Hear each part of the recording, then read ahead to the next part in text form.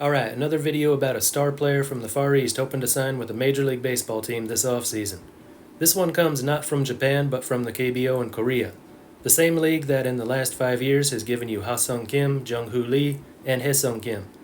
In fact, it's the same team, the Kiwoom Heroes. All three of those guys were heroes, and so is the next one. The Heroes, by the way, reached the Korean Series in 2022, but are now headed for a third straight last-place finish. Maybe they'd been a little too generous with letting their star hitters walk out and chase their major league dreams. But that's not what we're talking about today. We're here to talk about Heroes third baseman Sung-mun Song. He announced just a few days ago his intention to try his luck in MLB. Song will turn 29 next week, a little old actually. Ha-Sung Kim and Jung-Hoo Lee were both 25 when they made their MLB debut. Hae-Sung Kim was 26 when he debuted with the Dodgers this season. But given that those three have all found some success in MLB, maybe now's the time to be a little more lenient with the age. 6 feet tall, 194 pounds, that's 183 centimeters, 88 kilos, throws right, bats left. Made his KBO debut in 2015, 10 years ago, at the age of 18. But he didn't become an everyday player until 2019. Then he missed all of 2020 and most of 2021 to fulfill his military service obligations. 2022 was his first full season, at the age of 25 and 26. That's when his career really began. So this explains why he didn't come over in his mid-20s like the other KBO hitters. He was just getting started at that age. I know in the past age has been a disqualifier for KBO players. 5 years ago, the same offseason when Ha-Sung Kim made the jump, there was another KBO hitter, Sung-mun Na. Good hitter, NC Dinos at the time. But he had just turned 31, and major league clubs weren't interested for that reason. Sung isn't quite that old, but he's close. This time, though, MLB scouts have taken notice of Sung's talents, and his age doesn't seem to be a problem. Anyway, back to his career. 2022, first full season, 142 games, 13 home runs, no stolen bases. Hit .247, .302, .371. Nothing special, but it was a start. 2023, only 104 games, 5 home runs, 1 stolen base. But his hitting really improved, with a line of .263, .325, .358. Again, nothing special, but he was getting better. 2024 breakthrough season, 142 games, 19 home runs, and suddenly got some speed. 21 steals without ever getting caught. Hit .340, .409, .518, OPS .940. 2025 got off to a slow start, but he's better than ever now. In 115 games, he's already reached a career high of 20 home runs. 20 stolen bases, only caught once, one away from the career high he set last year. He's hitting .302, .382, .507, OPS .889. Batting average is down from .340 to .302, but he's drawing more walks, 58 so far. Better plate discipline, very important to get good at that before going to MLB. More power, more home runs, more doubles. OPS is a little lower than last year, but he's still making up for that slow start. Good chance he passes last year's on-base percentage and slugging, as well as reaching career highs in home runs, doubles, walks, and stolen bases. Only thing he won't match is last year's batting average, but it's still over 300, still very good.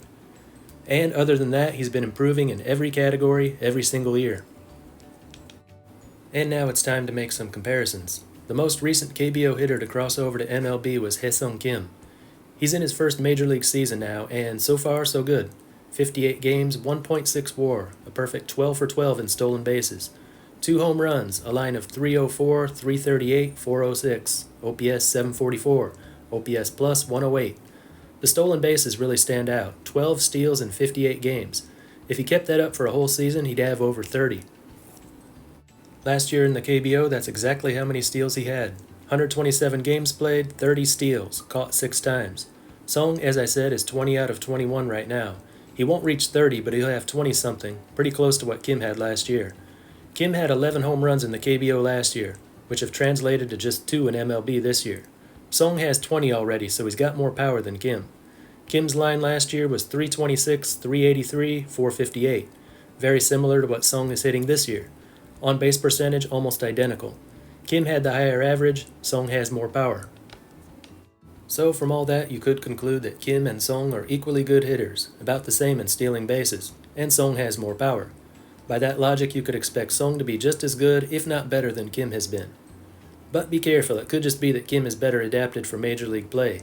Could also be that we've only seen 58 Major League games from him, not a full season yet.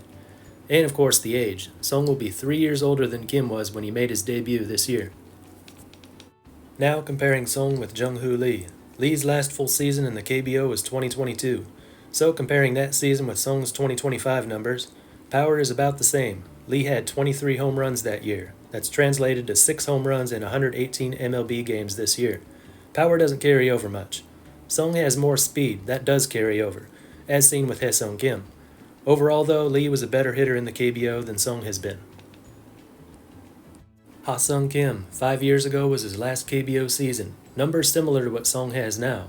A little more power than Sung, about the same speed. But for Kim, the numbers translated much better over to MLB. Not right away, but by Season 2 he had good on-base numbers, double-digit home runs. Season 3, more homers, higher on-base percentage, and nearly 40 stolen bases. Two big differences though. One, Kim was 25, Sung will be 29. Like I said, Kim wasn't good right away. He had to adjust. He had to develop more as a player. When you're 4 years younger, that comes more easily. And two, Kim was best known for his defense. Won a Gold Glove in 2023. Sung has had some problems with defense. Both Ha-sung Kim and Hae-sung Kim had more highly rated defense before going over to MLB. Sung has committed 12 errors at third base, 25 games at second with just 1 error. He can also play first, 32 games at first base in 2024. I don't know which position would be best for him in MLB. Hard to imagine him being a first baseman since his power numbers probably won't translate to too much in MLB. But he's flexible and that's a good thing. Unfortunately, there's not a good example of a KBO to MLB pitcher where we can look at Sung's numbers against. The closest thing is Eric Fedde. He was the KBO's best pitcher in 2023 before going to MLB and having a good 2024. But Sung's big breakout season was 2024, after Fedde had left. So all we have to go by is how he compares with other KBO to MLB hitters. So to sum it up, strong points. There's a recent trend of KBO hitters having some success in MLB, and Sung-mun Sung is putting up similar numbers at the plate with a good balance of power and speed. He's been consistently improving ever since he became an everyday player. Negatives: age. A few extra years on this guy compared with the last 3 KBO to MLB hitters.